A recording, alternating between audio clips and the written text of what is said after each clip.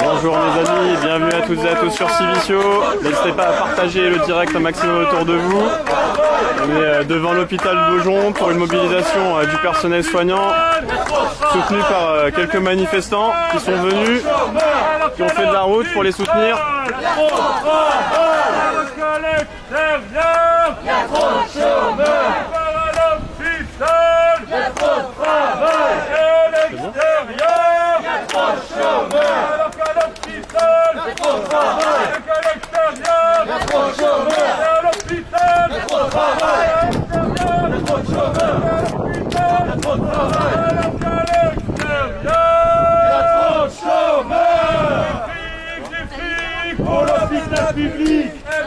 Bienvenue à toutes et à tous sur Civicio les amis, n'hésitez pas à partager le direct autour de vous. Pour l'hôpital public, et du fric, pour l'hôpital public, et du fric, pour l'hôpital public, et du fric, pour l'hôpital public, tout le monde du fric, pour l'hôpital public, et du fric, pour l'hôpital public, tout le monde du fric, pour l'hôpital public, du fric, pour l'hôpital public, et du fric, pour l'hôpital public, et du fric, pour l'hôpital public, et du fric, il y en a d'autres qui sortent. Pour l'hôpital public, tout le monde du fric, pour l'hôpital public, pour l'hôpital public, pour l'hôpital public, et à l'hôpital, il y a trop de travail, alors qu'à l'extérieur, il y a trop de chômage, à l'hôpital, il y a trop de travail, alors qu'à l'extérieur, il y a trop de chômage. Bonjour, enchanté Yacine, est-ce que vous voulez dire un mot pour votre présence aujourd'hui? On va dire tout simplement pourquoi vous êtes là, je pense que ça peut être déjà assez intéressant, il n'y a pas beaucoup de monde. Mais c'est déjà ça? C'est déjà ça, il y a des initiatives dans plusieurs hôpitaux de la région parisienne. Voilà, ça commence à prendre un petit peu forme, ça commence à se mobiliser de plus en plus, il y a une grosse date qui est annoncée le 16. Ouais, c'est ça, ouais. Et du coup, toi, qu'est-ce qui fait que tu te mobilises ici? Moi, je suis enseignante, donc je pense, voilà, la crise sanitaire, là, elle a démontré l'importance de filer du fric pour les services publics et en vérité, l'état catastrophique des hôpitaux et des services publics. Et donc voilà, c'est ce qu'on est venu dire, quoi. Il y a besoin de mettre de l'argent pour les besoins essentiels de la population et que c'est plutôt le contraire qui est fait depuis un certain nombre d'années. Et malheureusement, le bilan de la crise, ça risque de ne pas être celui de redonner de l'argent aux services publics, mais au contraire. Du coup, toi, quelque part, tu te mobilisais déjà avant pour soutenir le personnel soignant. Est-ce que tu penses qu'avec la crise et tout ce qui s'est passé, ça va donner envie aux gens de enfin donner un vrai élan de soutien parce qu'il y a évidemment cette cause, il y en a plein d'autres. En plus, comme tu dis, toi, tu es enseignante, donc je pense que tu te sens particulièrement concernée. Mais est-ce que tu penses que ça va porter ses fruits? Le collectif ici, on s'est rencontrés pendant la grève contre la réforme des retraites. En fait, il y a des copains de la RATP, des enseignants, des étudiants, des postiers. Et justement, nous, on a envie, cette crise, elle a révélé encore ce qu'on racontait en fait pendant la mobilisation contre la réforme des retraites. Et nous, on aimerait bien que le bilan de cette crise, effectivement, il soit tiré plus largement par toute la population, quoi. Mais pour ça, il y a besoin de reprendre un peu l'offensive dans la rue. Et tu penses que ça va donner un peu l'opportunité aussi aux gens de s'en saisir à partir de petites mobilisations comme ça, où on fait un peu de la, entre guillemets, de la pédagogie? Exactement. Là, je pense, on sort à peine du confinement, donc c'est vrai que les manifestations, tout le monde hésite encore, mais je pense que si ça part des hôpitaux, il y a moyen d'entraîner plus largement, quoi. Et donner un élan. Suffisant, quoi. Aux autres secteurs. Et du coup, tu voudrais dire un petit mot aussi peut-être pour une cause qui tient à cœur, vu que tu es enseignante, tu dois aussi avoir des choses à dire. Bah ouais, franchement, nous, celle-là, on a connu une rentrée à marche forcée. En fait, le gouvernement qui a absolument voulu réouvrir les écoles, alors que nous, on pensait que c'était pas la première chose qu'il fallait réouvrir, et qu'il l'a fait pour des motifs économiques, en fait, pour permettre aux salariés de retourner au boulot, quoi. Donc nous, on s'est pas mal mobilisé contre ça. Et au lieu de faire cette rentrée à marche forcée, on pense que il aurait fallu justement prendre le temps d'organiser une vraie rentrée, donner les moyens en fait pour dédoubler les classes. C'est ça qui va se poser en septembre. On va pas pouvoir continuer avec 30 élèves par classe comme c'est actuellement. Donc la mesure urgente, en fait, ce serait ça, créer des postes, ouvrir des classes pour pouvoir aborder la rentrée de septembre dans de bonnes conditions. Donc quelque part, cette crise, elle a mis en avant tous les défauts un peu du système, quoi. Exactement. Exactement. Que le système capitaliste qui voit avant tout ses profits et pas le bien en fait de la majorité de la population. Merci beaucoup. Merci pour ton témoignage. Bonne mobilisation.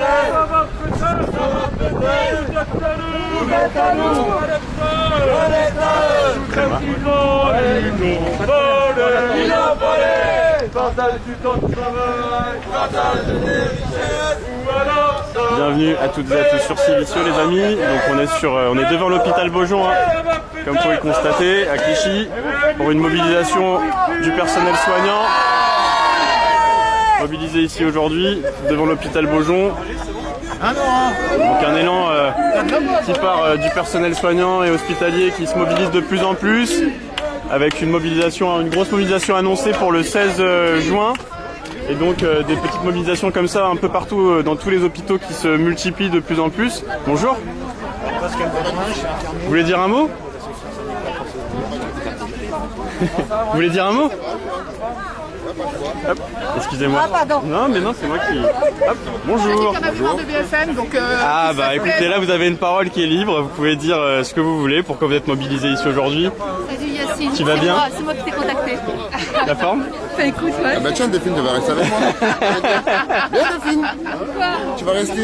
On va répondre ensemble. Ah ouais, vous pouvez faire... Ah bah moi j'essaie d'éviter les questions un maximum, je préfère donner la parole aux gens et puis je pense que vous avez déjà plein de choses à dire. Il y a plein de choses à dire. Énormément. Pourquoi vous êtes là du coup? Alors, ça filme là ou pas? Oui, ça filme, on t'écoute. Pourquoi on est là aujourd'hui? Aujourd'hui, on est là pour revendiquer nos conditions de travail. Tout ce qui est nos conditions de travail, revalorisation des salaires, le mépris qu'a eu le gouvernement et nos directions par rapport à la crise du Covid-19. Nous sommes là aussi pour encore crier haut et fort tous nos problèmes qu'on rencontre jusqu'à maintenant, la fermeture des lits, l'augmentation, une augmentation au niveau pas au niveau que salarial, mais au niveau de renfort humain, parce qu'on ça nous l'a prouvé avec le Covid. On a dû faire appel à des gens qui étaient à la retraite, on a dû faire appel à des gens qui montent de province, tout ça pour faire tourner le plus grand CHU d'Europe qui est la PHP. Donc ça montre bien qu'on a un problème de moyens humains sur la PHP, quoi. Donc voilà, aujourd'hui c'est pour revendiquer toutes ces problématiques et nous dire que la prime de 1500 € qui nous est due là, normalement, qui va être promise là, ça arrive en juin là? Fin mai. C'est bien, ok, c'est bien gentil, mais c'est pas ça qu'on demande. C'est vraiment pas ça. Ça, moi, c'est une goutte d'eau dans la mer, quoi. C'est vraiment, on demande des vrais moyens pour pouvoir travailler et prendre les patients vraiment en charge. Quand je me rends compte que moi qui suis Covid depuis un bon moment, et depuis le début, même des filles, au Covid, quand on se rend compte que nous, personnels, on n'a pas de protection pour pouvoir se protéger, c'est-à-dire pas de masque, ou des masques périmés depuis 2001. Les plus vieux, 2001. Pas de masque FFP2. Donc les masques FFP2, c'est des masques en forme de canard, c'est pour pouvoir nous protéger, surtout quand on fait certains soins invasifs, tout ça auprès de patients qui sont sous oxygène à haute dose, quoi. Donc on n'avait rien pour se protéger nous-mêmes, les soignants. Nous avons des blouses comme ça, les blouses jetables que nous mettons sur nous. Ces blouses-là que nous mettons pour intervenir, pour faire certains soins auprès des patients. On n'en avait pas assez. Donc depuis un moment, ça s'appelle des blouses jetables en papier. Ils ont acheté 4 machines à laver pour pouvoir les laver. Il faut que je les réutiliser. C'est comme si je prenais un paquet de cigarettes, je mettais à la machine à laver et je réutilisais mon paquet de cigarettes derrière, avec mes cigarettes à l'intérieur, quoi. Donc c'est inadmissible, quoi. Donc voilà, c'est pour bien montrer comment ça a été géré. On a eu la visite de Martin Hirsch le 4 avril, qui nous avait dit, donc c'est le directeur général de la PHP, qui nous a annoncé ici qu'il n'y avait pas de problème de moyens et quoi que ce soit, or ce qui était faux, pas de tension au niveau des médicaments et tout, or que dans tous les médias on entendait, on voyait nos collègues de la Riboisière, que ce soit des réanimateurs ou d'autres hôpitaux, hein, qui alertaient justement sur ces moyens, ce manque de moyens au niveau d'un manque de produits comme le curare qu'on utilise beaucoup, les manques de blouses, les manques de masques et tout ça, et donc voilà, et donc, je trouve que ça est complètement inadmissible, quoi. Et c'est aujourd'hui que tout ça, on est là pour revendiquer tout cela, quoi. Est-ce que tu penses que du coup ça va donner un élan qui va permettre aux gens de se mobiliser enfin, de se lier à cette cause, parce que ça fait des mois que vous vous mobilisez, des années. Des années, voilà. Des années. En fait, moi je me permets de te couper, mais ça fait un moment que je vous suis, que j'essaye de montrer un peu ce qui se passe. Pendant très longtemps, les gens ils étaient là, oui, mais pourquoi ils se mobilisent, pourquoi. Là enfin il y a quelque chose de concret, tout le monde a été concerné, on a tous été, enfin je pense que pour le coup là il y a eu de la justice, hein, parce qu'on y a eu tous eu droit. Donc est-ce que tu penses que ça va permettre aux gens enfin de se saisir de cette cause et de se mobiliser, quoi? J'espère qu'en tout cas la crise du Covid-19 aura permis au niveau de la population, parce que c'est ça qu'on a besoin, c'est de la population. Nous sommes quand même, vraiment, on va dire, nous au milieu hospitalier nous sommes quand même fonctionnaires, d'accord, nous sommes au service de l'État, mais j'espère que les gens vont avoir compris en fait nos difficultés qu'on rencontrait. La preuve en est, c'est quand notre ministre avait parlé à la télé à l'époque, Agnès Buzyn, parce que c'était avant Véran, qui avait dit ne vous inquiétez pas pour la crise du Covid-19, il n'y aura pas de souci, nous allons pouvoir hospitaliser tout le monde, nous allons pouvoir, voilà, la France, on a assez de lits d'hospitalisation pour tout le monde, ce qui a été faux, ça a été démontré que ça a été faux. Parce que déjà, premièrement, les gens qui venaient aux urgences auparavant avaient l'habitude, quand ils attendent 8 heures aux urgences sur un brancard, 24 heures sur un brancard, on voit bien qu'on n'a pas de lit d'hospitalisation derrière pour pouvoir les hospitaliser. Donc déjà, c'était un des premiers mensonges. Mais par contre, on a vu tout cet élan au niveau de la population, ces applaudissements à 20 heures, ceci, cela, là, où ils nous appelaient les héros. Moi, personnellement, je ne suis pas un héros. Il faut le savoir, on n'est pas des héros du tout. On a fait notre travail. Voilà. On nous a appelés, on nous a demandé, on était là, on a travaillé, même plus que la normale. Nous avons fait tout notre travail. Mais après, ce qui s'est passé, nous appeler les héros, non, on n'est pas des héros parce qu'on n'a pas eu le choix. Nous avons été travailler dans des conditions, comme je t'ai dit, pas de masque, pas de ceci, pas de cela, des trucs qui étaient périmés depuis 2001. Donc voilà, au niveau de la protection, on ne sait même pas ce que ça va nous donner nous-mêmes si même on peut attraper le Covid, on a des familles. Ouais, on dit que vous êtes des héros, mais il n'y a pas de respect du travail, il n'y a pas de valorisation. C'est des mots, c'est des mots qu'on emploie, mais dans le fond, il n'y a rien de concret, quoi. Parce que je pense que si on avait vraiment eu le choix, qu'on nous aurait dit, je pense que la plupart des soignants seraient arrêtés. Écoutez, moi je préfère ne pas y aller, quoi. Surtout dans les conditions dans lesquelles on nous envoie au combat, c'est comme si tu envoies quelqu'un à la guerre. Au lieu de lui donner un fusil pour aller à la guerre, tu lui donnes un bâton en bois et tu lui dis avec un bâton en bois, ben vas-y, tu vas et tu vas commencer à. Et devant toi, il y a des gens qui ont des fusils. Et non, lui-même va faire demi-tour, va partir, quoi. Et ben c'est la même chose. Donc voilà. Donc en tout cas, l'élan qu'on a vu avec les gens à 20h qui applaudissaient au niveau des fenêtres, et ben j'espère qu'ils ont pris. Voilà, nous on a vu, ils nous ont soutenus. On espère que ça va continuer parce qu'il faut qu'ils comprennent juste une chose de la population. Quand on se bat, nous, le personnel soignant, on se bat pas pour nous. À la base, on se battait pourquoi? Il faut revoir toutes nos revendications. Le manque de moyens, mais au niveau des lits, on a fermé je ne sais plus combien de lits. Oui, mais c'est important que tu le précises parce que dans la tête des gens, c'est toujours des luttes corporatistes. Il y a toujours cette idée, je me permets de te le dire, voilà, on se bat pour notre cause, on se bat pour notre truc, eux ils se battent pour ci, ils se battent pour ça. Alors, et ça c'est important de le remettre en avant parce que les gens comprennent que ça les concerne, c'est pour eux. C'est ça. Donc la réouverture des lits, tous nos lits qui ont été fermés. Par exemple pour nous, pour le groupe hospitalier Bichat-Beaujon, fermer ces 2 hôpitaux pour créer qu'un seul hôpital, qui va s'appeler l'hôpital Nord. Ces 2 hôpitaux réunis, et quand on va rassembler ça sur l'hôpital Nord, il y aura à peu près entre 600 et 900 lits en moins. C'est énorme pour la population, pour le bassin qu'on a autour de la population. C'est énorme. C'est une zone dense en plus ici. Et heureusement qu'on n'a pas eu cet hôpital qui s'est créé auparavant, parce qu'on aurait fait comment pour accueillir les patients du Covid? On aurait eu encore des lits en moins. Donc ça aurait été catastrophique. Donc ça, il faut que les gens ils se rendent compte. Donc voilà pourquoi on se battait. On se battait aussi pour une augmentation au niveau du personnel, parce qu'on est passé en 35 heures en 2002. Depuis que les 35 heures sont passées, qu'est-ce qui s'est passé? On a augmenté notre charge de travail. Mais par contre, on n'a pas on n'a pas augmenté les effectifs. Bien au contraire, les effectifs ont diminué et on doit faire le même boulot avec moins de personnel. Et au bout d'un moment, c'est plus possible. Et après, en 2015, il y a eu ce qu'on appelle les OTT, les organisations du temps de travail de Martin Hirsch. C'est pour ça que Martin Hirsch me fait bien rigoler quand Martin Hirsch aujourd'hui dit ça fait des années que je me bats pour le personnel, pour l'augmentation des salaires. Ça fait des années. C'est faux, parce que juste en 2015, il a fait une casse au niveau du service public hospitalier, au niveau de la PHP.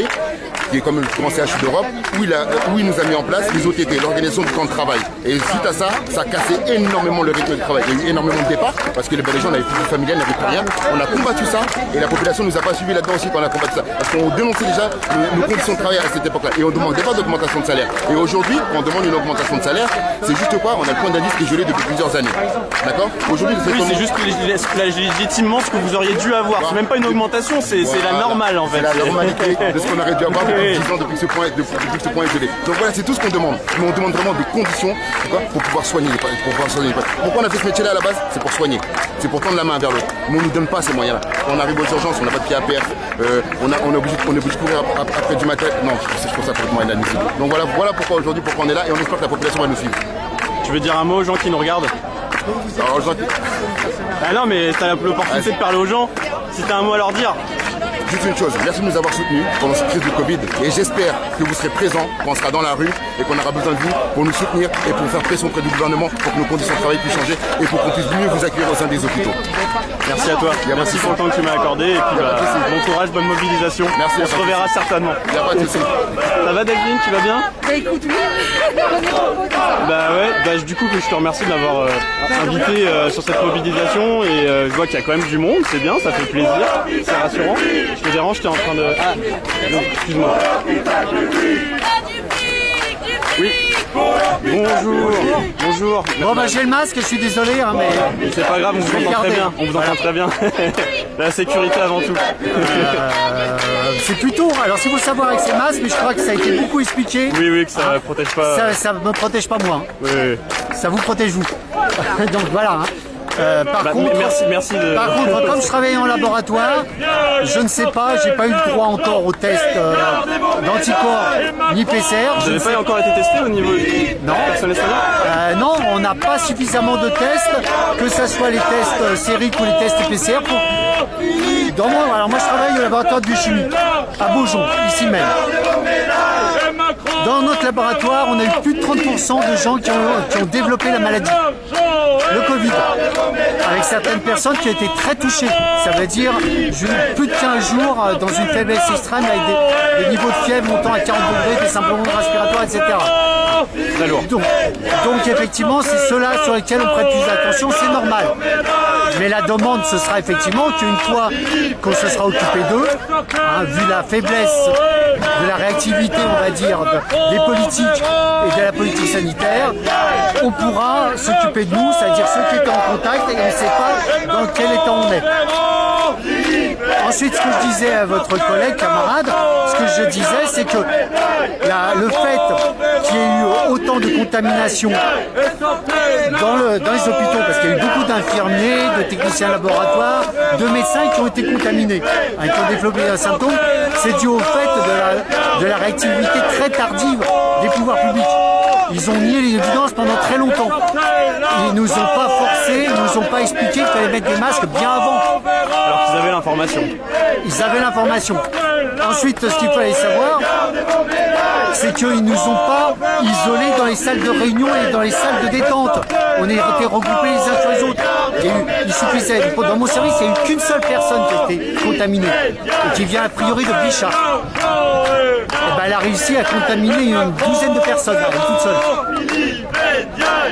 Donc ça, il y a eu, et la deuxième fait qu'il y a une nocivité de la maladie, c'est qu'on a perdu énormément de places en réanimation, et même en hospitalisation, aux urgences, l'impossibilité d'aller aux urgences, la difficulté, on a perdu plus de 12 000 lits sur les dernières années de réanimation. Parce que les gens ne se rendent pas compte de l'ampleur. Voilà, 120 000 lits d'hospitalisation. Alors nous, on a récupéré des lits d'hospitalisation pour mettre des Covid, on a fait des réa en toute urgence, mais avec un manque de personnel, un manque de machines, de machines respiratoires, de pousse-seringues pour donner les médicaments à heure fixe. On s'est retrouvé aussi avec des conditions de travail extrêmement dures. Les gens sont montés à plus de 60 heures. Ma fille travaille à Bichat. Il y a 15 jours, sa semaine a été à 79 heures la semaine dernière. 79 heures. Une semaine à 79 heures. Ça fait ça fait 2 semaines en une, quoi. La semaine dernière, elle a fait 74 heures.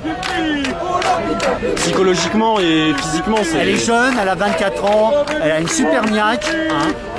Donc là, elle en veut. Mais j'ai dit fais gaffe parce que tu vas pas durer des mois et des mois comme ça. Alors elle est jeune interne, elle est faisant fonction interne, elle sera interne à partir d'octobre, donc elle a super énergie. Mais on leur demande des choses incroyables, aux soignants, aux médecins, à nous aussi, on nous demande des choses incroyables. On nous demandait de venir tôt le matin, terminer tard le soir, on nous a changé d'équipe dans tous les sens. Donc là, il y a un allègement du processus, Mais la dernière chose qu'ils nous ont, et je vais terminer parce que je prends trop la parole. Non, mais non. La dernière chose qu'ils nous ont promis, c'est Hirsch, notre directeur général, il a commencé à dire qu'on ne pourrait pas tous prendre nos vacances. Que nos vacances, ce serait maximum 15 jours sur juillet-août. Alors que les gens sont crevés de ce qui est arrivé. Ouais, ils sont épuisés physiquement, Ils nous ont forcés à prendre des jours de repos. Quelque part, c'était bien, mais comme on n'était pas assez nombreux, le jour de repos qu'on c'est au détriment des autres. C'était au détriment des autres ou de nous-mêmes. C'est-à-dire les autres restaient pas assez nombreux, ou quand nous revenait, on avait notre travail, comme c'était pas, quand moi j'étais pas un poste d'urgence, il y avait mon travail qui m'attendait. Là, je suis sur un poste de travail où je travaille 3 jours par semaine au lieu de 5 jours. Ça veut dire qu'il faut que je fasse 40% de travail en plus sur les 3 jours. Toutes les semaines, jusqu'au mois d'août inclus. J'ai 60 ans, c'est infernal. Moi, au bout d'un moment, je vais craquer. C'est trop de travail à chaque fois. Là, demain, c'est mon dernier jour. Jeudi, je vais être au laboratoire des urgences. Vendredi, je vais être de garde jusqu'à 20h. Lundi, j'ai 4 jours de travail qui vont m'attendre. Et ça va recommencer la semaine suivante, etc. Ça va faire 2 mois que ça dure comme ça. Et on commence à accuser le coup. C'est quoi le message que vous voudriez passer aux gens qui nous regardent, qui vous regardent? Il faut arrêter de supprimer des postes. Parce que les politiques mentent, mais ils ont supprimé des postes d'infirmières, ils ont supprimé des postes de soignants, ils ont supprimé des postes de médecins. Macron nous a promis de cesser le ratio là, de médecins d'embauche. C'est faux, ça continue. Au lieu que c'est le gouvernement qui le dit, que c'est les facs qui le font. Le numerus clausus, comme ils appellent ça. Il existe toujours. Il n'y a pas assez d'internes, il n'y a pas assez de jeunes qui arrivent après le bac. Ils ont supprimé des postes partout, il manque trop de personnel. On manque trop d'argent, on manque trop de machines. Donc ça veut dire complètement changer le système quoi, pour que ce soit... Moi je pense qu'il faut revenir à une époque où on prenait pas l'hôpital qui faisait de l'argent. L'hôpital ça ne doit pas faire de l'argent. L'hôpital c'est fait pour soigner. La sécurité sociale c'est pas fait pour faire de l'argent. La sécurité sociale, le budget il ne doit pas être versé dans l'État. C'est un budget à part, c'est fait que pour soigner les gens. Et donc du coup vous pensez quoi de la gestion de la crise du gouvernement? Trop tardive et ils n'avaient pas l'argent pour le faire, ils n'avaient pas l'intention de payer en plus. Donc voilà.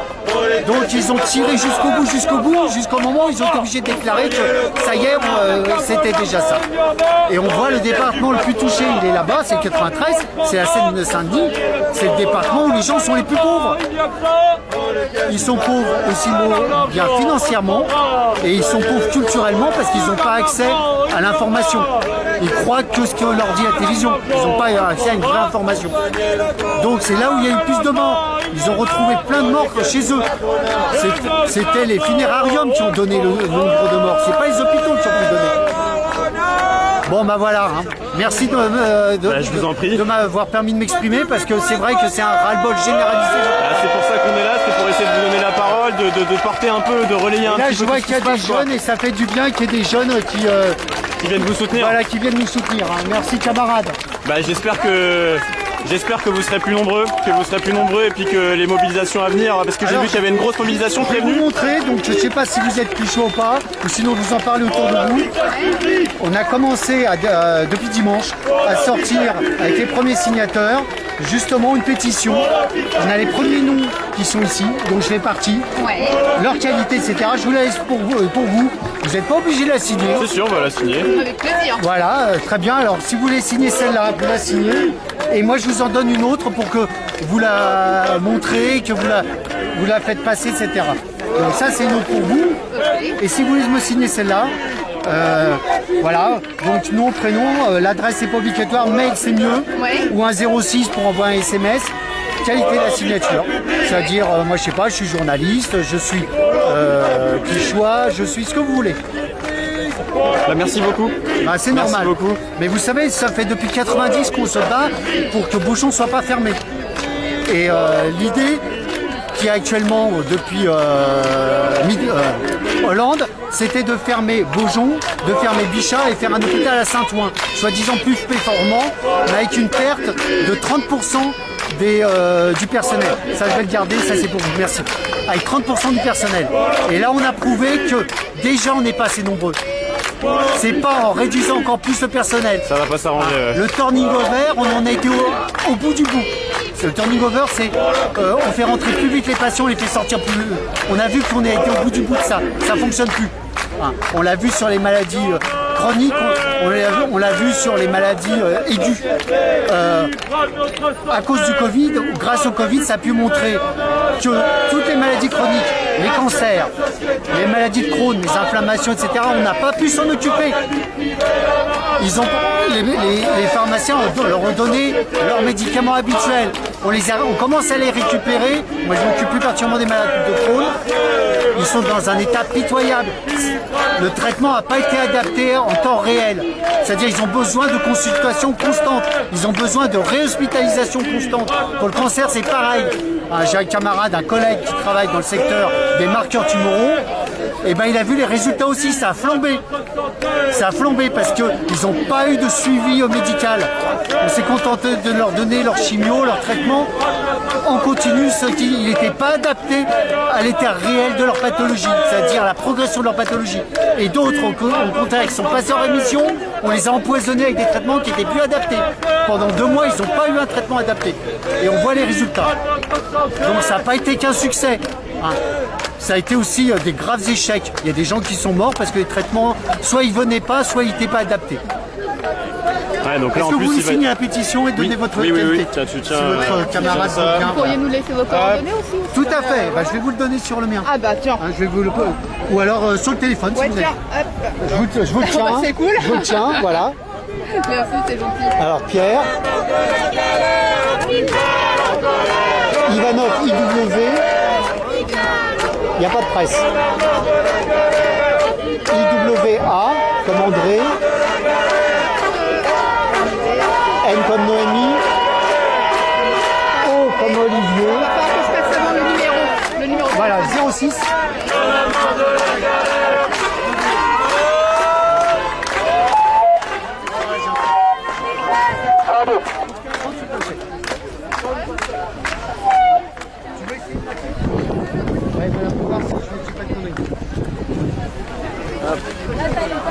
Bon, est-ce que vous m'entendez? Ça va là? Voilà. Et Bah déjà, j'aimerais remercier en fait tous les Quichois et tous ceux qui sont venus. C'est le 2e rassemblement qu'on fait sur l'hôpital Beaujon. On a fait un rassemblement il y a 3 semaines. Si on est venu, et si c'est le 2e rassemblement qu'on fait, c'est parce que réellement on est en colère. Mais on n'est pas en colère à Beaujon. Hein. Vous avez vu qu'à Tenon, ils étaient aussi en colère. Ils sont en colère de toute façon dans tous les hostos, je crois, de France. On vient de traverser une crise Covid qui a été énorme. Je sais qu'il y a eu des applaudissements sur les balcons, c'était bien. Je pense que ce qui est beaucoup mieux, c'est qu'on vienne et que vous veniez défendre les revendications des personnels. Et nos revendications, elles sont claires. C'est une revalorisation salariale, mais qui va passer par le dégel du point d'indice et la revalorisation du point d'indice. Et elle sera sans condition. Parce qu'aujourd'hui, on est en train de se faire enfumer par un Ségur de la santé qui est vraiment un enfumage. Ils sont déjà en train de poser des conditions. On entend Édouard Philippe qui dit en fait, on a choisi le bon cap, mais on va juste pas assez vite. Mais le bon cap qu'il a choisi, c'est exactement ce qu'on connaît. C'est toutes les mesures austéritaires qui ont été prises, tous les plans d'austérité qui ont été pris dans l'hôpital et qui ont conduit l'hôpital à ce qu'on voit aujourd'hui. C'est-à-dire que quand il y a une crise sanitaire dans ce pays, on est incapable de soigner les autres personnes. Et l'hôpital, s'il a tenu, je peux vous l'assurer, ce n'est que grâce au personnel soignant et aux médecins. Et en aucun cas, il a tenu par les directeurs et en aucun cas il a tenu par les hommes politiques qui ont pris des plans d'austérité depuis plus de 15 ans sur l'hôpital. Parce que si il n'y avait que pour faire tenir l'hôpital, l'hôpital serait mort. Alors, moi je vous remercie réellement de nous soutenir. C'est un début.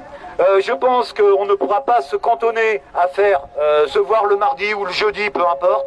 Je pense qu'il va falloir qu'on s'organise et nous, ça prendra sans doute la forme d'assemblée générale où se posera clairement la question de la grève.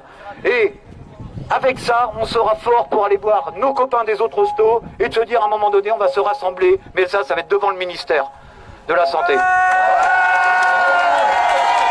Et je laisse la parole à peut-être mon camarade de la CGT. Je me présente en fait, j'étais Pascal du syndicat Force Ouvrière. Donc, Donc le camarade de la CGT va prendre la parole. Je ne vais pas rajouter beaucoup de choses à ce que mon camarade vient de dire. La perspective, c'est quoi? C'est de dire à cette population, ça fait 30 ans qu'on détruit le service public de santé dans ce pays. Tous les gouvernements qui sont succédés ont détruit ce qui est votre bien. Je rappelle, c'est la sécurité sociale. Derrière la sécurité sociale, c'est le financement des hôpitaux publics. Et donc on voit bien que derrière, il y a comme une volonté de ce gouvernement de poursuivre la casse de la sécurité sociale. Et par le biais d'un des secteurs où on a le plus besoin de la sécurité sociale, c'est-à-dire la santé. Donc nous, on va continuer la bataille, on ne s'est pas arrêté, on n'a pas attendu le jour d'après, on a continué, on a mis en place ce combat depuis un certain temps, on va le poursuivre. Ça fait plus d'1 an et demi qu'on a des revendications qui sont portées par l'ensemble des organisations syndicales. On le dit clairement, nous, ce qu'on demande, c'est un rattrapage de nos traitements qui ont été gelés. Les 100 points d'indice qu'on avance comme perspective de revendication, elles viennent du fait qu'on aurait dû avoir ces 100 points d'indice. Si globalement on n'avait pas subi les politiques austéritaires des différents gouvernements, on serait aujourd'hui à ces niveaux de rémunération qui sont des niveaux de rémunération juste utiles à vivre. On ne demande pas 10 000 euros, on demande juste les moyens de vivre. Et c'est ça la réalité de notre pays aujourd'hui, c'est qu'on s'en fout de l'humain. Et ben nous on le rappelle, et on le rappellera le plus longtemps possible dans le cadre des mobilisations qu'on va organiser. Il est clair que la perspective qui nous est proposée de ce Ségur, on sait très bien qu'on ne peut pas faire confiance à ce gouvernement. Ça fait des années que lui, mais que d'autres aussi, ont détruit le service public de santé, donc on leur fait pas confiance. Nous, ce qu'on veut, et on sait très bien que la mobilisation et la solidarité qui s'est exprimée pendant les mouvements, pendant en tout cas la crise du Covid, on l'a vu, cette expression de solidarité de la population qui est quand même globalement aujourd'hui celle qui a besoin de ce service public de santé de proximité. Et c'est aussi pour ça qu'on rajoute dans nos revendications le maintien de l'hôpital Beaujon, parce que la perspective quand même qui nous est proposée, c'est la fermeture de l'hôpital Beaujon, c'est la suppression de 500 lits. 500 lits sur un territoire de santé, et on sait l'importance d'une structure publique de santé dans des territoires comme les nôtres. Et donc ça nous inquiète. Et donc nous, on demande aussi à l'administration générale d'arrêter son projet de construction d'un nouvel établissement qui verrait fusionner l'hôpital Bichat et l'hôpital Beaujon, et la suppression de 500 lits. Donc vous voyez, ils sont, malgré tout ce qu'ils peuvent essayer d'annoncer à la population, ils sont toujours dans la perspective de plus d'austérité, parce que moins de lits, c'est moins de prise en charge. Et puis c'est aussi le danger de voir le secteur privé arriver. Et ce qui est avancé, en tout cas dans le début des négociations dans ce Ségur de la santé, c'est quand même l'ouverture au secteur privé de la santé publique. Et c'est ça aussi le danger. Et donc nous, on va s'y prémunir, et le meilleur moyen de s'y prémunir, c'est de participer et s'organiser à la mobilisation nécessaire pour les faire reculer. Donc je vous remercie tous, et puis je remercie tous les collègues qui, à un moment donné, ont bien pris conscience que c'est maintenant qu'on doit combattre, parce que c'est pas en attendant la réponse de ce Ségur de la santé qu'il faudra entamer le combat, c'est maintenant, et on doit peser aussi sur ce débat-là. Merci de m'avoir écouté.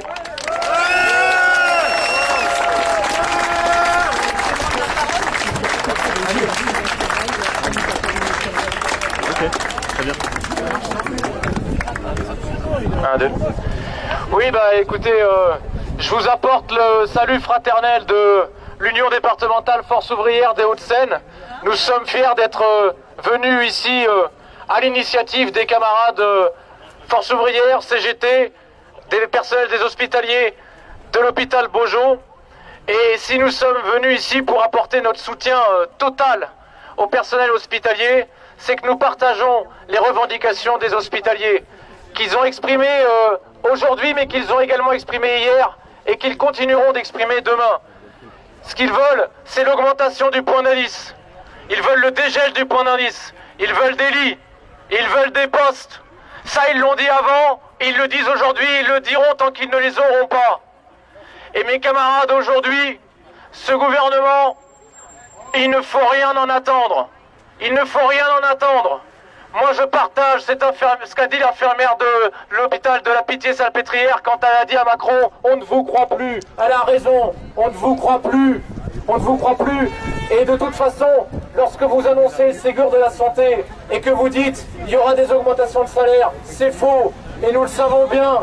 Monsieur Hirsch, qui a pris la parole dans la presse il y a peu de temps, a indiqué qu'il n'y aura pas de chèque entre guillemets, puisque c'est sa formule, en direction des personnels hospitaliers. Tout sera sous condition.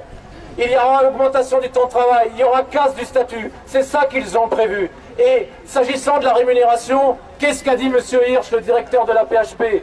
Il a dit la rémunération sera une rémunération différenciée. Une rémunération différenciée, mais c'est pas ce que demandent les personnels hospitaliers. Les personnels hospitaliers, ils ont fait bloc pendant la pandémie pour empêcher, pour faire en sorte qu'il y ait le moins de morts possible. Ils ont fait bloc et aujourd'hui, le directeur de la PHP, il veut les diviser. Il veut opposer les personnels entre eux. Il veut opposer les disciplines médicales entre elles. Et ça, c'est pas acceptable.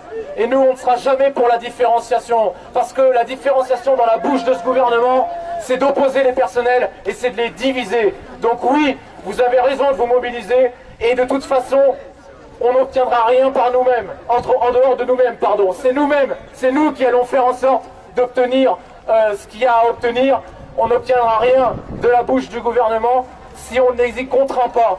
Et pour les contraintes, ça a été dit juste avant, oui, c'est la mobilisation, oui, c'est l'action syndicale, oui, c'est la grève qui aujourd'hui est à l'ordre du jour pour empêcher que ce gouvernement aille encore plus loin dans la destruction des droits, dans la destruction des services publics, parce que c'est ce qui est à l'ordre du jour, c'est ce que vient de dire le camarade de la CGT avant, avec le fait que les menaces pèsent encore sur l'hôpital Beaujon, sa fermeture et les suppressions de lits.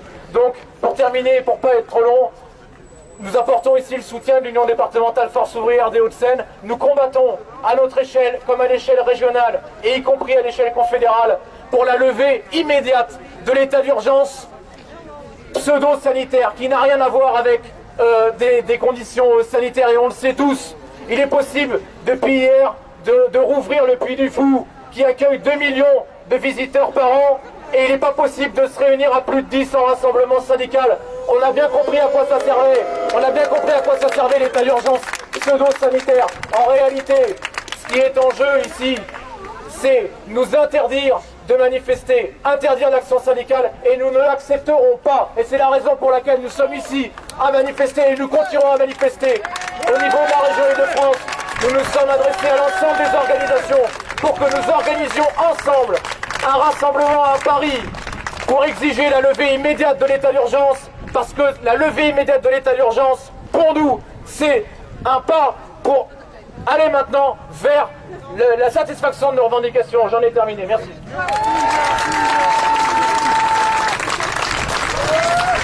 Bonjour à toutes et tous, je vous remercie d'être nombreux pour soutenir la lutte des personnels de l'hôpital de Beaujon.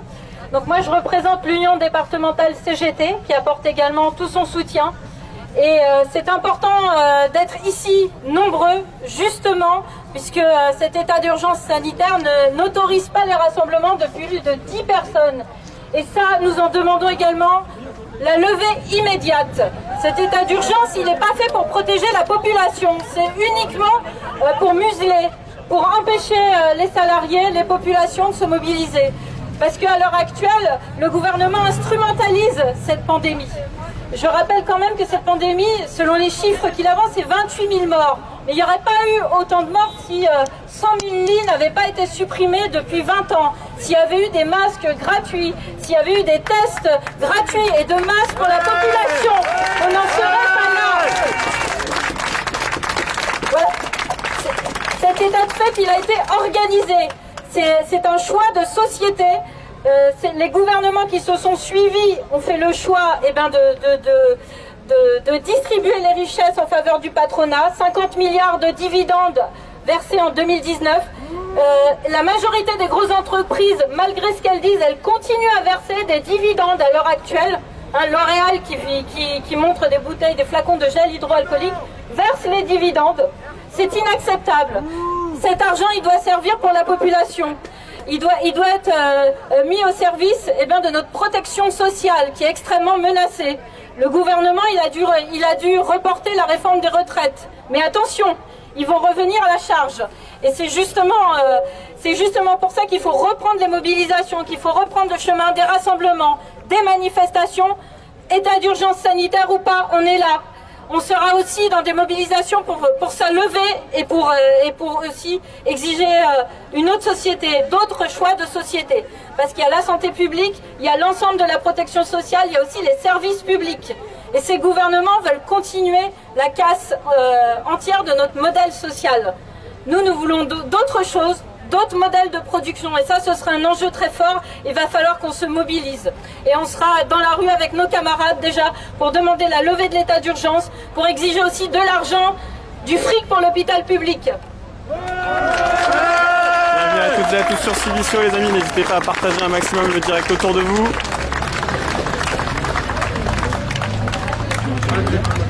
Salut à tout le monde, c'est Xavier, j'interviens au nom de Solidaire 92, mais également de l'Assemblée Générale Interprofessionnelle 92 qui a continué à se réunir, y compris de manière dématérialisée pendant le confinement. Il y a des camarades de la RATP, du dépôt de Nanterre qui sont présents, il y a des camarades postiers à postiers, il y a des étudiantes, il y a des étudiants, il y a des enseignants, et pour nous c'était absolument fondamental d'être à vos côtés, les camarades de Beaujon, les camarades de la santé, parce que évidemment le rôle que vous avez joué, pas simplement là, mais dans la société en général, pour la faire fonctionner, pour soigner tout le monde, il est fondamental.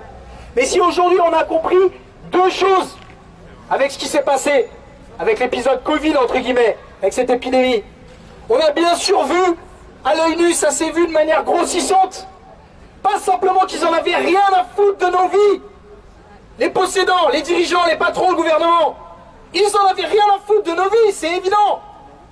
Mais pire que ça, comme l'a dit la camarade de la CGT, c'est pas simplement qu'ils ont détruit l'hôpital public, qu'ils ont rien fait pour aller réquisitionner les moyens de les construire, ces putains de masques et ces tests gratuits pour tout le monde. C'est aussi qu'ils sont en train aujourd'hui d'essayer de profiter de l'épidémie,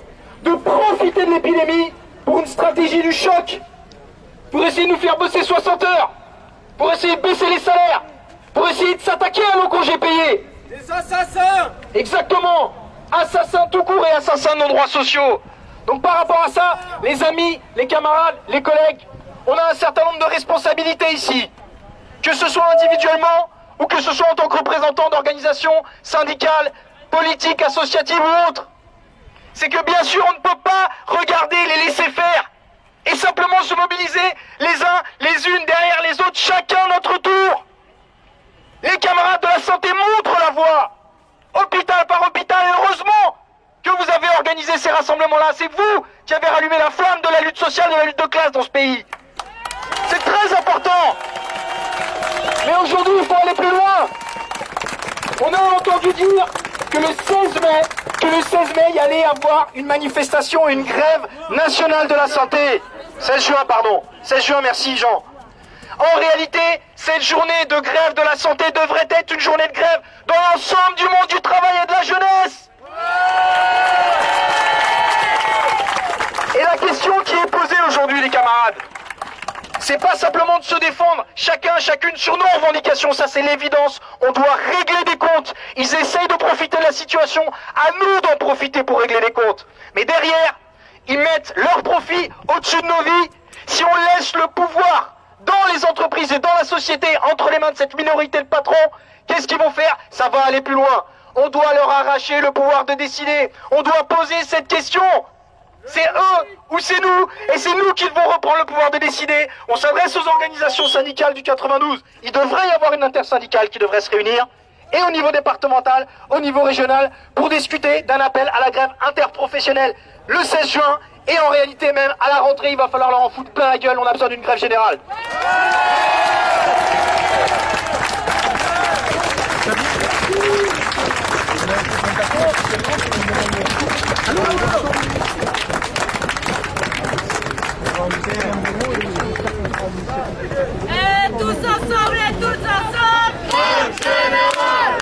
Tous ensemble, grève générale! Tous ensemble, grève générale! Tous ensemble, grève générale! Tous ensemble, grève générale! Tous ensemble, grève générale! Tous ensemble, grève générale! On est trop dans un petit espace. Bienvenue à toutes et à tous sur Civicio, n'hésitez pas à partager le direct, on est du coup devant l'hôpital Beaujon pour une mobilisation du personnel soignant comme vous pouvez le voir depuis tout à l'heure, avec pas mal de prises de parole et d'interviews qui se multiplient, on va continuer d'ailleurs à en faire. On va continuer à en faire.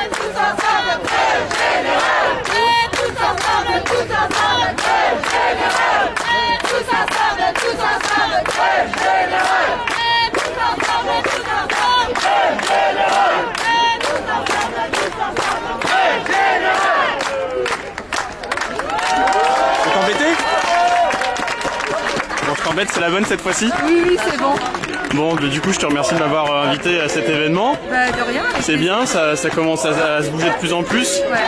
C'est la combienième la mobilisation du personnel soignant? Deuxième, troisième? Là, c'est la deuxième ici à Beaujon. Deuxième ici à Beaujon? Ouais. Parce qu'on était très occupés à s'occuper des patients pendant 2 mois. Oh non, vous vous ennuyez, vous avez rien à faire en ce moment. Non, l'activité a repris, ça change pas.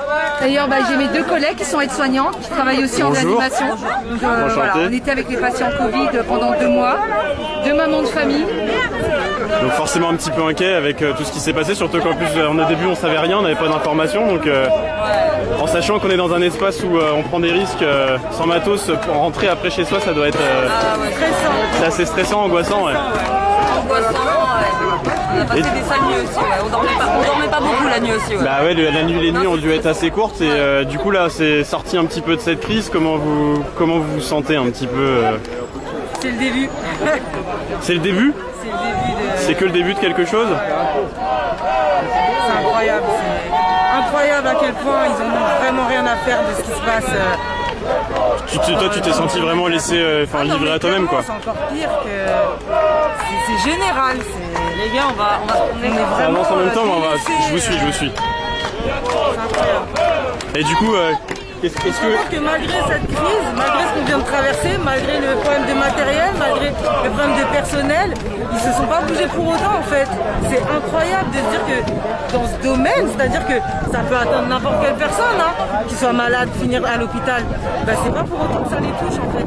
Et c'est même pas pour autant qu'ils prennent conscience de l'importance de prendre soin de sa santé. Et pourtant ces gens-là ils font partie c'est des êtres humains comme nous, ils seront... Oui, après il y a une question sociale qui se pose du coup. Ouais, mais malheureusement, la chose qui devrait être mise au-dessus de tout, justement, c'est la santé des gens. C'est ça qui permet aux gens d'aller travailler, de prendre soin de sa famille, d'être productif, d'être bien dans sa peau. C'est la santé. C'est la santé qui fait que... Et du coup, est-ce que tu penses que quelque part ça va permettre aux gens enfin de se mobiliser? Moi, je pense que le Covid a permis de voir à, j'espère, pas mal de personnes que le système de santé en France, il est malade. Il est malade, en fait. Ouais. Il est malade. Et après, il y a les personnes qui prennent conscience et puis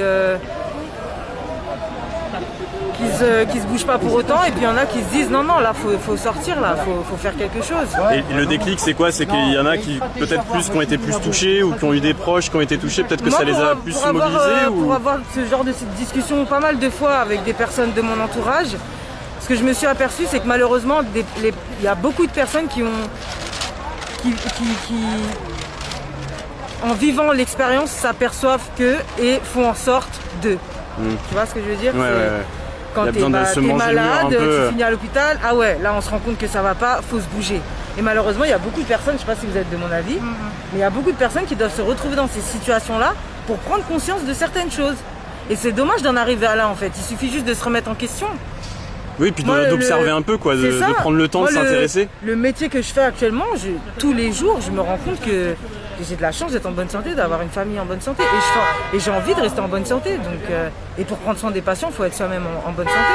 Faut être en forme, faut être en bonne santé, Voilà. Quel message tu voudrais passer aux gens qui nous regardent? Qui t'écoutent attentivement? La santé, c'est ce qui nous maintient en vie, ça n'a pas de prix. Si on veut vivre dignement, dans la joie, dans la bonne humeur, aller travailler normalement en fait, si on veut avoir une vie à peu près normale, prendre soin de sa santé en fait. Et pour ça, il faut des moyens et pour ça, il faut du personnel. Donc c'est maintenant en fait qu'il faut le faire, c'est maintenant. Après cette période Covid, on s'aperçoit clairement que le gouvernement il se bouge pas, donc c'est à nous de bouger en fait. Ouais, c'est aux gens de prendre conscience et d'agir quoi. Que c'est la santé quoi. La santé va et tout le reste va normalement. Du coup, il y a un désinvestissement de tout ce qui est politique, quoi. C'est là, on est clairement dans une idée c'est aux citoyens de se sentir. C'est là où tu vois qu'il y a les privilégiés et puis il y a le groupe des non privilégiés. Les privilégiés croient toujours qu'ils vont s'en sortir en premier parce qu'ils ont de l'argent. Sauf que quand t'es malade et que t'as de l'argent, si t'es malade, t'es malade. Oui, puis le virus, que tu as 1 million d'euros sur ton compte ou pas. Exactement. Le Covid, soit il t'attrape et il tue, soit ils t'attrapent et t'as la chance et tu t'en sors, hein, c'est ce qu'on a pu remarquer. Hein. Donc voilà, faut arrêter d'être aveugle, faut arrêter. Merci beaucoup. Rien. Merci beaucoup. Je parle avec le cœur. Ah ouais, on a... Mais non, mais il faut, c'est important parce que c'est des espaces de parole qu'on n'a plus, quoi. Hop là. Mais oui, non, mais c'est pas grave, il a l'air de pas être pressé. Bonhomme vert, les daltoniens, je pense. C'est ça. Bon, du coup, toi, Delphine, j'avais vu que tu avais fait aussi des vidéos pour alerter un petit peu les gens, pour leur parler un petit peu. Je trouve ça vachement intéressant. Qu'est-ce qui t'a donné envie, toi, de... Parce qu'il y a beaucoup de monde en plus qui a regardé. J'ai vu que tu avais fait une vidéo qui a été vraiment très très vue sur les réseaux. Oui. Et qu'est-ce qui t'a donné envie, toi, de communiquer comme ça avec les gens? Est-ce que tu, quelque part, dans entre guillemets, cette crise, ce malheur, est-ce que ça n'a pas aussi déclenché des élans? Ça a permis de recréer un peu du lien? Parce qu'aller parler aux gens comme ça, c'est... Alors, une sacrée moi démarche. avant tout je suis gilet jaune. D'accord. Déjà, donc j'ai fait pas mal d'actes. Et puis de ce que je voyais un petit peu dans la rue, de ce que je voyais sur les réseaux sociaux, j'étais vraiment étonnée parce que bon, comme un des mortels entre guillemets, au départ on nous a dit mais non, c'est rien qu'une petite grippette, c'est pas grave. Et puis nous à l'hôpital on a commencé à avoir des bruits de couloir. Et puis au final, on s'aperçoit que c'était plus dangereux que prévu. Donc c'est pour ça que je me suis dit, bon allez, il faut absolument que je fasse une vidéo. J'avais déjà fait une vidéo à l'époque, quand il y avait eu l'acte gilet jaune juste à côté de la salpêtrière, où on avait crié « Oh scandale, les gilets jaunes ont voulu s'introduire dans la salpêtrière », alors que c'était archi faux. Oui, j'y étais. Moi j'y étais. Moi je me suis pris un palais de lacrymogène dans le cou. Voilà quoi, et j'ai expliqué par A plus B que de base les gilets jaunes ne pouvaient pas s'introduire dans une réanimation comme ça. Voilà, donc les gens ont besoin de voir, puisqu'ils ne jurent que par les grands médias, ils ont besoin qu'on leur prouve par A plus B. Ok, pas de problème, moi je veux bien montrer mon quotidien. J'ai fait plusieurs vidéos par la suite parce que on dit oui les infirmières, mais il n'y a pas que les infirmières, il y a les aides-soignants, il y a les étudiants infirmiers aussi. Enfin voilà, et j'avais besoin de dire ok d'accord, là on est confinés, on peut pas aller manifester, mais vous inquiétez pas, à la fin de la crise on se donne rendez-vous. Et là il était primordial de redescendre dans la rue, même si ne serait-ce que pour faire des petits rassemblements, pour dire aux gens ok, pas de problème, là on va se donner rendez-vous, il est temps là. Parce qu'il faudra pas, je pense qu'il ne faut pas laisser passer l'été, il ne faut pas laisser le gouvernement respirer. Parce qu'avec les idioties qu'ils ont encore sortis avec Ségur là, c'est... Ouais, en fait, ils veulent bien nous augmenter, mais si on travaille plus. Non mais c'est pas le principe. Ça s'appelle pas une augmentation ça. Non, ça fait... Donc je pense qu'il va falloir être très attentif à ce qui va se passer cet été. Parce que sous couvert de l'état d'urgence, sous couvert des restrictions et des plans blancs, ils vont nous sucrer pas mal de nos droits. Et là, attention quoi. Là, je pense... Certainement aussi beaucoup de répression au niveau de ceux qui essayent de se mobiliser, notamment avec la mobilisation qui est annoncée là pour le 16 juin. Oui. Parce que je pense qu'il y aura plus de monde. Ça risque d'être oui, mais compliqué. En fait, ils ont déjà prévu depuis longtemps, puisque nous, quand on n'avait pas de masque, par contre, la police avait bien des LBD et des palais lacrymogènes. Il y a du matériel plus important que... Ah bah oui, nous n'avons pas les mêmes... Il y a des choix prioritaires. Ouais, mais une fois qu'ils auront tué tout le monde, ils n'auront plus d'argent à se faire. Hein. Ah bah ouais, il n'y aura plus personne sur qui tirer. Ouais. Ouais, alors après, moi j'ai envie de dire, parce que ce que j'ai peur, c'est que le français a la mémoire courte. Il y a quelques mois de ça, quand même, encore, c'était « on est tous Charlie », d'accord? Donc là, aujourd'hui, on est tous des héros, et demain? Et demain, ça va être qui? Donc, enfin voilà, comme je dis toujours, nous à l'hôpital, on soigne tout le monde sans distinction. Donc il y a un moment donné où là on est en train de dire aux gens, écoutez, on a besoin de vous, parce que demain vous aurez peut-être besoin de nous. On a plus souvent besoin de personnel paramédical ou médical que d'un flic par exemple. Pour avoir fait l'expérience, voilà quoi, donc... Et du coup, quel est le message aujourd'hui à la sortie de cette crise que tu passeras aux gens peut-être pour leur donner envie de se mobiliser ou pour les sensibiliser, parce que c'est vraiment, je pense, le cœur de ce genre de rassemblement, de ce type de rassemblement, c'est de faire entre guillemets de la pédagogie et de parler aux gens et de leur donner envie aussi de vous rejoindre. Moi j'ai envie de leur dire, alors déjà éteignez votre poste de télé, arrêtez de regarder BFM, arrêtez de regarder LCI et autres grosses chaînes qui sont de toute façon à la salle du gouvernement, faut pas se leurrer. Et sortez dans la rue, allez voir les gens, allez parler avec eux. C'est très enrichissant. Très très enrichissant. Et puis moi j'ai aussi un petit message très spécial parce que je l'entends souvent. Oui, les gilets jaunes, c'est que des chômeurs. Eh ben non, voyez, moi je suis infirmière et je suis gilet jaune aussi.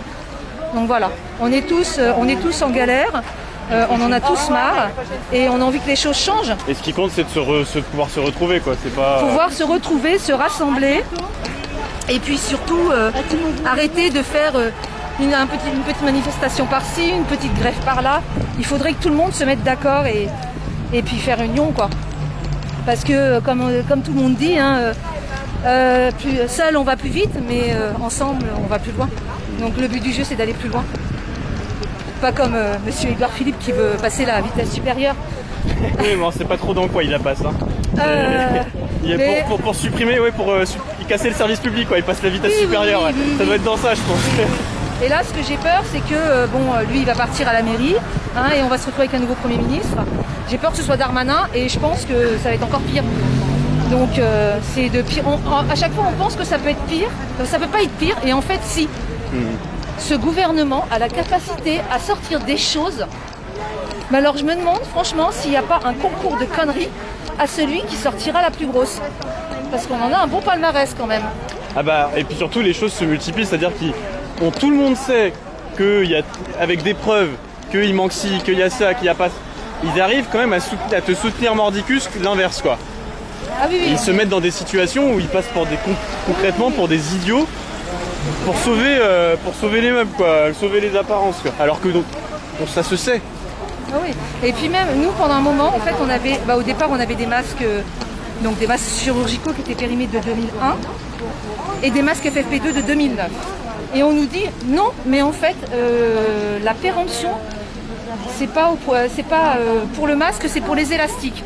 Moi, je suis désolée, quand on voit quand même dans les îles, dans les dom-toms, ils ont quand même envoyé des masques qui étaient avec des auréoles, avec de la moisissure. Et nous, on s'est retrouvés aussi avec des masques qui dataient de 2009, qui puaient le moisi. C'était insupportable. Insupportable. Là, le masque, ce masque-là, franchement, alors on nous dit oui, vous avez du courage. Ça, c'est rien. Le FFP2, c'est encore pire. Et quand vous avez ça, on a des soignants qui se sont retrouvés avec des escarres au niveau du visage, parce qu'on garde ça nous en réanimation, pendant 12 heures. Ouais. Donc et après, on nous dit, oui, arrêtez de vous plaindre à l'hôpital. Non, mais stop, quoi. Alors moi, j'invite tous ces gens-là à venir bosser avec moi pendant 12 heures. C'est quoi la situation la plus ahurissante, entre guillemets, à laquelle tu as fait face? Pendant la crise? Pendant la crise, ou oui, je sais pas. 13h30. Bon, on va faire partir les patients, là, parce que, finalement, on va ouvrir l'unité Covid.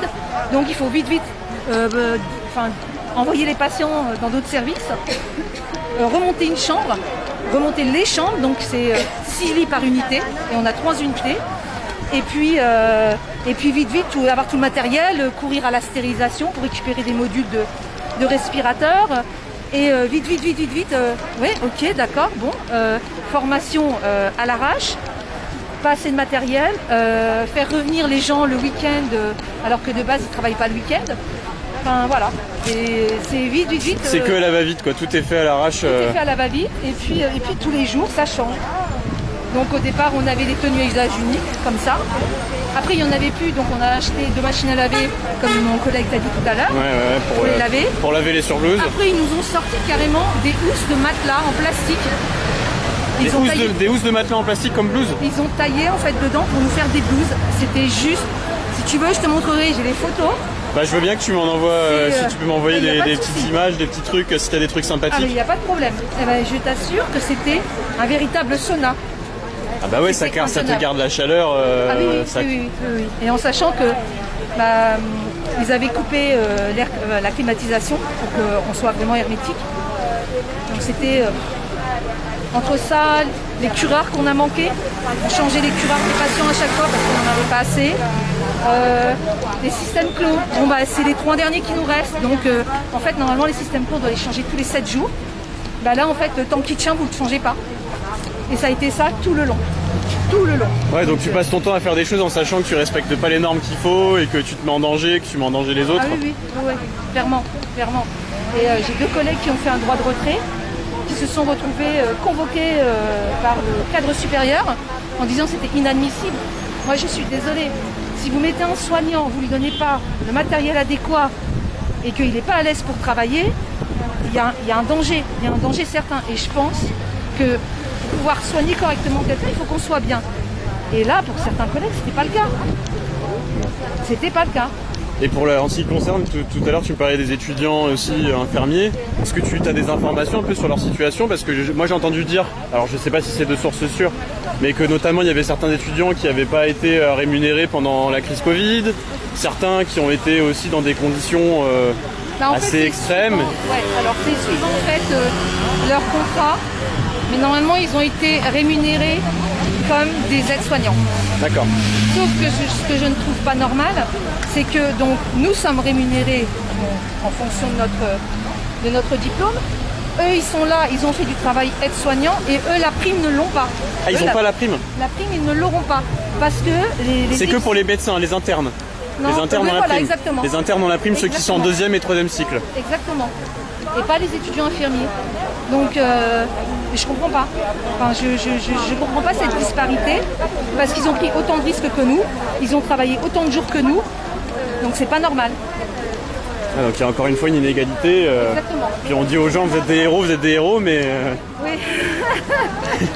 Non, on est juste des soignants, en fait, on a juste choisi ce métier-là. Et effectivement, notre métier est pénible. Je me souviens, à l'époque, quand il y avait encore Sarkozy, à un moment donné, nous les infirmières, on nous a demandé de choisir entre rester en catégorie B ou passer en catégorie A, en sachant qu'en catégorie A, on gagnait plus, mais on nous demandait de faire 50 plus. Donc 50 plus, ok. Ouais, c'est mignon quand on est jeune, on voit pas ça. Oui, on et se dit, en vieillissant, on se dit, ah ouais, quand même. Et puis là, maintenant, on nous demande de travailler jusqu'à 67 ans. Enfin, c'est pas possible. Surtout pour le boulot que vous faites. C'est impossible. Moi, je sais, j'ai 45 ans, j'ai déjà un dos fracassé, une épaule fracassée, et j'ai plein de collègues, c'est comme ça. Ils sont tous comme ça. Donc, ouais, enfin, les anges blancs, les héros, bah ouais, mais enfin, avant tout, on est des êtres humains, et puis on aimerait être connus à la juste valeur de notre boulot. Quand on pense quand même que les policiers municipaux, ils gagnent plus que nous. Ouais. Donc, ouais, il y a un choix sociétal qui est pas bon, quoi. Non, c'est pas bon. C'est pas bon et je trouve ça bien dommage. Mais c'est pas grave. Après, comme je dis toujours, hein, la roue de la vie tourne.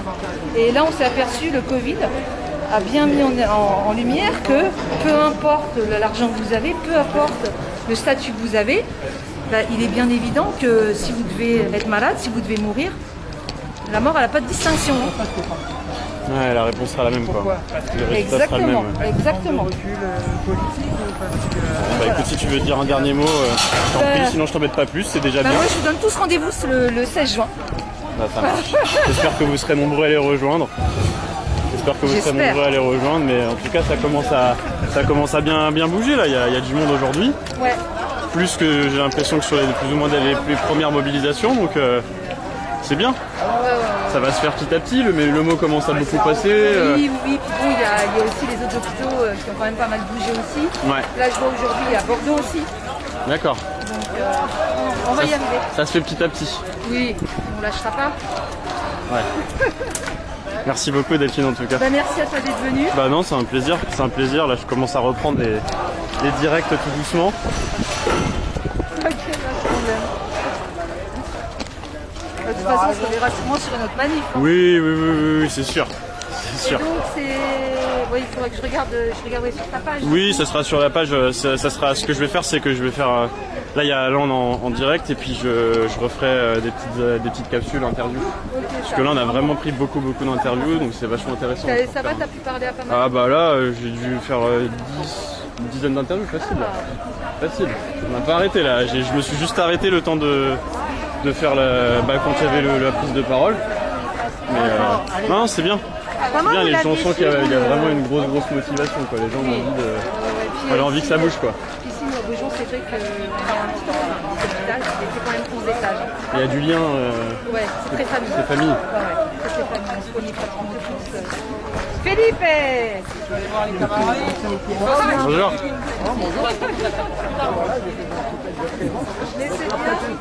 En tout cas, bienvenue à toutes et à tous sur Civicio. Donc là, on fait un petit tour, on suit les soignants dans leur petit tour autour de l'hôpital Beaujon. J'espère que vous allez bien. N'hésitez pas à partager le direct autour de vous et à réagir, que vous soyez sur Facebook ou sur YouTube. Bienvenue à toutes, c'est le premier direct post-confinement, comme dirait-on. Donc, je suis très content, très content de vous retrouver aujourd'hui, les amis. Et puis de toute façon, on va essayer de multiplier les directs prochainement en suivant la lutte du personnel soignant et puis de tous celles et ceux qui souhaitent les rejoindre. Donc comme ça l'a été annoncé, une grosse mobilisation qui est annoncée le 16 juin, d'autres mobilisations comme ça dans plusieurs hôpitaux qui sont prévues. Donc on essaiera évidemment d'être présent pour les retransmettre, vous proposer un maximum d'interviews et puis n'hésitez pas aussi à soutenir la chaîne, hein. N'oubliez pas, soutenir Civicio. Oublie soutenir Civicio quand même. Attends, faut soutenir Civicio. Moi je dirais que oui. Parce qu'on est vraiment très gentils et adorables. Donc n'hésitez pas les amis, vous avez les liens des plateformes de dons qui sont mis dans les commentaires. Et puis là on est en train d'arriver, du coup on est en train d'arriver sur le point de départ. On a fait un petit tour en fait. On a fait le tour de l'hôpital et puis on est rentré, donc voilà. C'est bien, il y a quand même une bonne centaine de personnes, quoi. C'est bien. Pas de police, surprenant, très surprenant. J'ai cru que quand ils étaient là au début, qu'ils allaient venir. Il y a ceux qui sont là, mais bon, pas méchant. C'est pas méchant. C'est pas méchant. Tiens, il est encore là, Xavier, ou pas? Attends, je vais aller voir Xavier. Dis-moi, Xavier, est-ce que je peux t'embêter 2 minutes? Ouais. Cool. Attends, on va laisser parce que... On va essayer de prendre une petite dernière interview. Tu vas bien? Ouais. La forme? Ouais. Est-ce que je peux avoir un petit mot avec toi ou pas? Bien sûr. On peut avancer si tu veux, ça t'évite. Du coup, je vois juste un petit message. Ouais, vas-y. J'envoie un message.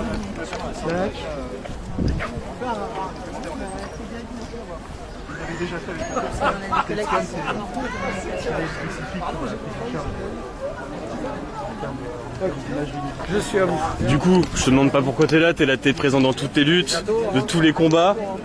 Un beau message que tu as délivré tout à l'heure pour essayer aussi de fédérer les gens et de leur faire comprendre qu'à un moment, faut se réveiller. Tu vois, quelque part, ce que j'ai essayé de dire tout à l'heure, quand il y a eu les prises de parole, c'est pas tellement... tu vois, je parle bien sûr au nom d'un syndicat, d'un collectif, de l'AG Interpro 92 et tout ça, mais j'ai envie de dire, c'est quelque chose, à mon avis, l'idée de dire, il faut toutes et tous se battre en même temps. Bien sûr, chacun se bat pour son beefsteak, c'est obligé, tu vois, c'est qu'on te tape dessus, tu es obligé de te défendre. Si tu ne défends pas, il n'y a rien. Mais l'idée de se dire, il faut se débrouiller pour à un moment donné, vraiment taper tous en même temps. Et l'idée de dire aussi, c'est pas simplement juste un problème ponctuel sur tel truc. Tu vois, tu vas te battre sur les lits d'hôpitaux, puis tu vas te battre toi sur ta réorganisation à la poste, et puis tu vas te défendre sur tel ou tel truc. Mais derrière, ce qu'a montré le Covid, c'est pas la première fois qu'on voit des trucs comme ça, mais je veux dire que ça, qu'il y a cette forme de prise de conscience qu'il peut y avoir, mais là ça l'a montré quand même de manière à mon avis vachement nette. C'est plus égalitaire, tout le monde a été concerné. Voilà. C'est pas une lutte individuelle. Là, peu importe dans quel milieu tu es, que tu sois riche, pauvre, machin. C'est à la fois ce que tu dis, et en même temps, ça devient une question de vie ou de mort, et ça devient une question de, si on remet pas en cause le contrôle sur notre propre vie, parce qu'en gros, les grands choix, toutes les grosses décisions, ça n'a rien à voir avec ce que tu votes. C'est pas ça, c'est est-ce que oui ou non il y a des lits d'hôpitaux ou pas. Est-ce que oui ou non les milliards, toute la richesse qui existe, est-ce qu'elle est mise au service d'une minorité ou juste pour avoir de quoi se soigner et survivre, tu vois, de maladies que tu peux soigner en plus. et bah ce pouvoir de décision là, on est obligé aujourd'hui de poser le problème à ce niveau-là. Tu vois, c'est une question politique, j'ai envie de te dire, mais pas sur est-ce que tu votes tel ou tel parti ou Oui, c'est une question d'engagement citoyen. Oui, de quelle société on veut. Et quelque part, tu vois, ce discours et ces deux idées-là, dire on doit y aller tous ensemble et il faut prendre le pouvoir, tu vois, remettre en cause le pouvoir qu'ont les patrons et on va dire la classe dirigeante de décider de tout. Je pense que c'est quelque chose en réalité que beaucoup de gens ressentent. Ils l'expriment pas, c'est pas forcément exprimé si souvent que ça, mais en réalité le rôle des organisations, ce qu'on appelle le mouvement ouvrier, moi j'appelle ça le mouvement ouvrier. Oui. Ça peut paraître un terme un peu poussiéreux, mais en fait c'est ça, le mouvement ouvrier qui est censé représenter la majorité de celles et ceux qui bossent ou qui bossent pas, mais qui en gros ont que eux-mêmes pour survivre. Et bah nos organisations maintenant, il va falloir un peu les secouer et les obliger à organiser cette bataille-là. Est-ce que excuse-moi de te couper, est-ce que tu penses du coup que quelque part dans le malheur de cette crise, est-ce que cette crise elle leur a pas donné l'outil, l'objet de mise en commun? Ah bah c'est quelque part. Ouais. Non mais t'as tout à fait raison, c'est-à-dire que mais c'est vrai de toute crise. C'est vrai de toute crise. Oui mais cette crise elle touche vraiment tout le monde de manière égalitaire. C'est-à-dire que encore il y a certains, au revoir, bon courage. Il y a certaines crises qui quelque part touchent plus certaines classes, touchent plus certaines. Là, peu importe dans quelle situation t'es, tu es concerné forcément. Même si toi tu n'as pas été concerné directement, ça peut être quelqu'un de ta famille, etc. Est-ce que quelque part ça peut pas être un objet qui va permettre enfin aux gens de pouvoir se retrouver? Ah mais oui, bien sûr. Mais si tu veux, il y a toujours une différence entre une possibilité et est-ce que tu t'en saisis. La possibilité que ça ouvre, tu t'en parles très bien, je dirais pas mieux que toi. La question c'est est-ce qu'on s'en saisit? Bah pour s'en saisir, déjà il faut le vouloir. Il faut le vouloir. Il faut vouloir, c'est ce que disait je crois un vieux slogan des années 60, oser lutter, oser vaincre. Moi c'était les maoïstes qui disaient ça, je suis pas maoïste, mais oser lutter, oser vaincre. Il faut avoir envie de lutter, il faut avoir envie de vaincre. Et il y a une deuxième condition, c'est il faut construire l'outil pour. Ça se construit pas en 2 jours, tu vois. Mais il faut bien commencer quelque part. Il faut bien commencer quelque part. Et tu as raison que plutôt que de juste se plaindre ou de juste subir, on peut essayer de prendre là ce qui s'est passé comme une occasion de se dire bah là il va falloir que cette rage et cette volonté de se battre et de vaincre qui existe chez plein de gens, de lui donner une forme organisée, pas simplement une organisation, créer une nouvelle, c'est pas ça, mais de consacrer du temps, de l'énergie et dire là maintenant on met les différences de côté. Ça veut pas dire elles n'existent pas, ça veut pas dire on discute même pas des questions qui font des accords, il faut en discuter, mais avec toujours le souci de dire comment on fait pour gagner. Comment on fait pour entraîner un mouvement généralisé? Et généralisé dans le double sens de tout le monde participe et de on fout tout en l'air aussi. Et ça, c'est littéralement, ça devient vital. C'est-à-dire c'est une question de bah ouais maintenant tu peux crever s'il y a un souci. C'est pas juste ah merde je vais perdre tel ou tel droit social et ah merde on s'éloigne du statut de nation riche et ça devient un peu plus la merde. Non, c'est pas ça. C'est des questions de plus en plus de vie ou de mort. Donc, et du coup, quel est le message alors que tu passes aux gens, vu qu'on en est arrivé à ce point-là? Parce qu'il y a la question de la vie ou de la mort, il y a aussi la question de la liberté individuelle qui est réduite de plus en plus. Et là, on parle pas juste de réduite, on parle de quand même. On est dans une situation aujourd'hui où ils ont la possibilité de mettre un peu en place ce qu'ils veulent. Donc ça devient de plus en plus inquiétant. Le terrain, il est bien préparé, quoi. C'est ce que disait le camarade de FO, il avait raison. Il dit, mais attends, t'as pas le droit de te rassembler à 10, mais on rouvre, je sais plus quel, comment ça s'appelle, la parc d'attractions, la Puy du Flou. Mais c'est, tu vois, pour aller t'enfermer dans des bétaillères pour aller bosser, ça ouais. Donc, et c'est les drones, je te tire dans les yeux. Je dis, mais on est où? Donc, mais ça aussi, avant, tu avais un peu la division entre ceux qui pouvaient être confrontés à la question des violences policières et celles et ceux qui voilà, monsieur l'agent, c'est quoi le chemin pour aller telle rue? Maintenant, ça se voit de plus en plus de monde en font l'expérience et quelque part, la possibilité d'un mouvement en général, il faut la cultiver, elle existe. Il ne suffit pas de lever le drapeau rouge et clac, mais elle existe, elle est là. Maintenant, il faut vouloir. Il faut le faire. Perso, c'est pas juste moi, mais c'est mon obsession. Voilà, c'est ça, la question, c'est comment on organise une grève générale. Comment? Voilà. Le matin, c'est grève générale. Et si les militantes, les militants et tout un chacun, si au lieu de juste se préoccuper de je sais pas quelle connerie, mais de se préoccuper de ça, bah j'ai envie de dire les occasions. Parce que ça, faut qu'il y ait le coup de colère, faut qu'il y ait quelque chose. Il suffit pas de le vouloir. Mais au moment où la vapeur elle est là, faut qu'il y ait quelque chose déjà. Et quel est le message que tu passes aux gens? Dernière question, après je t'embête pas plus. C'est le message qui te regarde. Grève générale. Voilà, voilà vraiment désolé, je dois filer. Est-ce qu'on peut prendre tes coordonnées? Oui, bien sûr, bien sûr. Je te laisse faire. Merci beaucoup. Hop, excusez-moi. On y va là.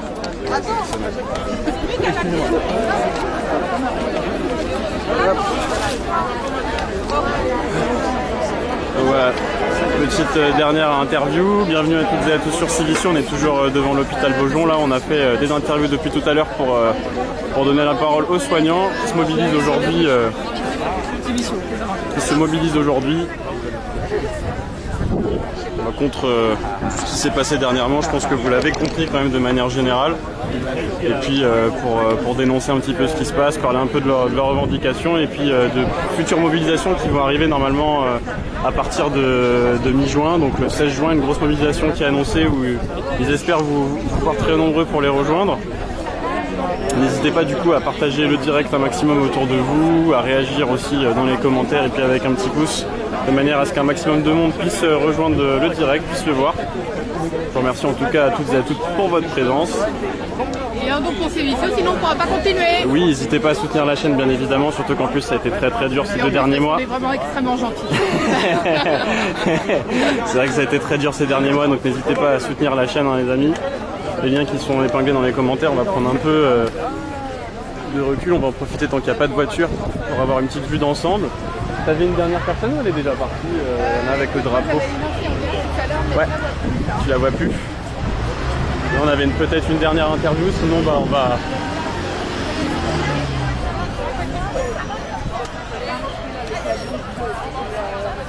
Oui, je l'ai vu. Monsieur à Caboose Bleu, c'est le premier que j'ai vu. Le premier que j'ai vu. Vous voir un petit peu, du coup ils sont voilà une petite centaine. D'accord, bah attends, tu vas lui demander. Tu lui demandes si elle est toujours d'accord pour une interview. Hop.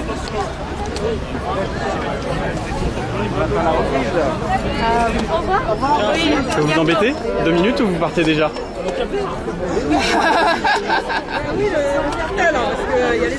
Je ne retiens pas dans ce cas-là. Bon courage. Bon courage. Hop, bon.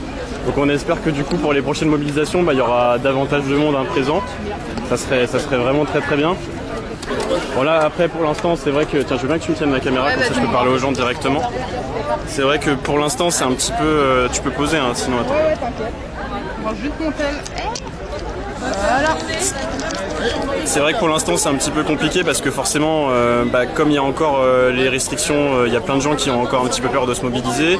Forcément ça a créé un petit peu de réticence, mais de toute façon la situation devrait peu à peu s'améliorer, donc je pense que beaucoup plus de gens réussiront à se mobiliser aussi. Et puis très prochainement des grosses mobilisations le 16 juin.